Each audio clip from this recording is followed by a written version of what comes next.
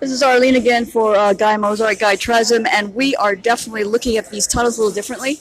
This is here in the Bryant Park area. So as you see, lots and lots of tunnel. If you look at some of the maps for the MTA, you will find miles of it. It's perfect. Just take the obsolete tunnels that have not been used and use them to dump the nuclear waste in. You just simply need to treat the nuclear waste and make it a little more solid so you can manage it, make it cement or something, and it stays put. You'll be able to manage your nuclear power within the cities. New York will be able to afford everything. The MTA might actually be profitable. And of course, the clean energy dream will come true for the United States. Why not?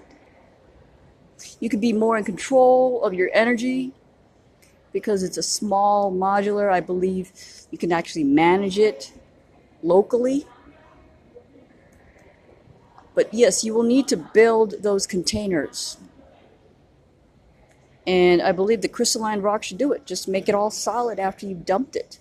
Oh, after you've also treated it as well, you know? So definitely look into it. You should include it in part of your urban and regional planning.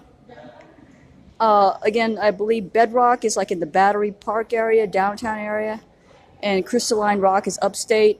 I'm not sure where else in New York you would find that, but I did read up that those are the areas. So New York is naturally built for it. And as you can see, these tunnels are already pretty solid as it is. All you got to do is line them up. All the holes have been dug, and that's it. As for the other parts of the MTA, you could still use it. But if you decide that it's more profitable to do the tunnels, you can always negotiate with these nuclear companies and have them pay for more of the power, or perhaps the subways can be on the streets of New York instead of cars. I know they've been wanting to get rid of the cars. So it'll be a cleaner New York, a greener New York, definitely one that will be more managed. And you can finally have your nuclear power where it should be, where it is being used. And you can get it out of the oceans. There are too many marine animals dying.